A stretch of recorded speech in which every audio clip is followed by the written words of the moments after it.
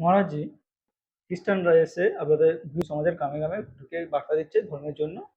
কিন্তু একটা বার্তা দেওয়ার আছে যে যদি এই যে খ্রিস্টানরা এসে হিন্দু সনাতন ধর্মের মানুষদেরকে যে রোগ সারানোর বার্তা দিচ্ছে, প্রতিশ্রুতি দিচ্ছে, যদি সেরকমই হতো যে খ্রিস্টানদের যে ধর্মগুরু পোপ আছে আর কি, সে তো হুইল চেয়ারে ঘুরে বেড়াচ্ছে, সে তো বলছি ওনার তাকে, নিজের এইডস হয়েছে। হ্যাঁ, সে যদি সেরকমই তার যদি ক্ষমতা থাকতো, যিশু পিতা যে ভগবান নামে ওরা বার্তা দিচ্ছে হিন্দু সমাজের কাছে, বা আমাদের ধর্মে এসে সব রোগ টোগ সেরে যাবে, এসব বার্তা দিচ্ছে, এটা নিয়ে কি এসব বলেন? সাধারণ মানুষ, গ্রামগঞ্জের মা বোনেরা অত বোঝে না।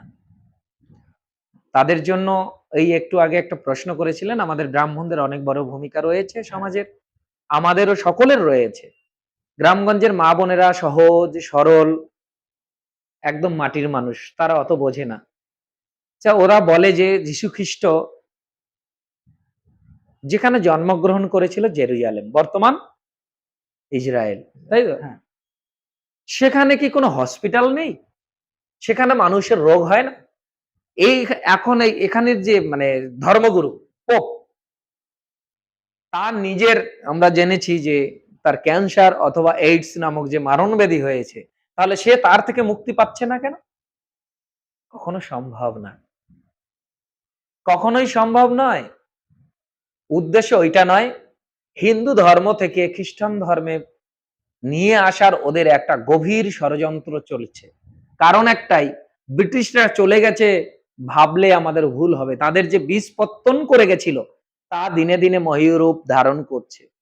আমাদের সনাতনী সংস্কার যদি যতদিন না পর্যন্ত আমরা না ধরতে পারবো, না জানতে পারবো, বিদেশি কালচার যতদিন ধরবো, আমাদের ওই ভাবনা চিন্তাই আমাদের মধ্যে আসবে।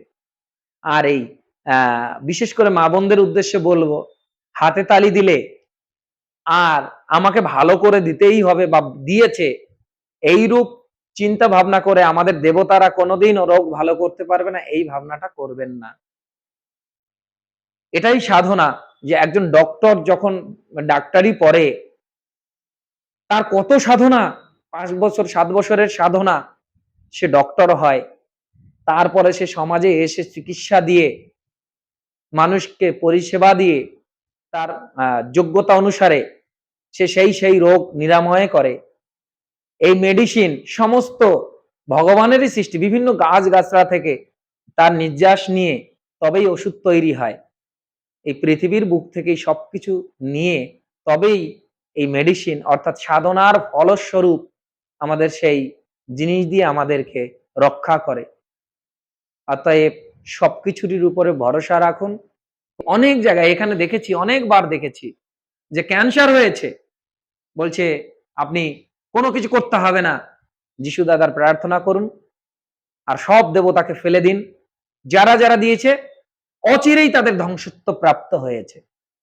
তাই এগুলো করবেন না। যে কটা দিন অন্তত বেঁচে থাকতেন, সে কটা দিন ভগবানকে নিয়ে থাকুন। যে বার্তা আপনাদের গ্রামে গ্রামে গিয়ে দিচ্ছে, এটা মারাত্মক ভুল করছে, তারা নিজেরাও জানে। শুধু কিছু স্বার্থের লোভে টাকা পয়সা পাবে, আপনাদেরকে ওই ভিডিও টিডিও করে নিয়ে গিয়ে দেখাবে যে এই দেখো এত লোক আমি কনভার্ট করেছি হিন্দু ধর্ম থেকে খ্রিস্টানে, আমাকে টাকা দিন। তারা টাকা পায়, আপনারাও জানেন, আপনারা কেউ জানবে না, ডান হাত দিলে বাঁ হাত জানবে না। আপনারাও যে টাকাগুলো দেন, সেই টাকারও একটা বড় অংশ যার বাড়িতে আপনারা ভবন করেন, যারা এসে আপনাদেরকে যিশুর প্রার্থনা করায়, তারা পায়।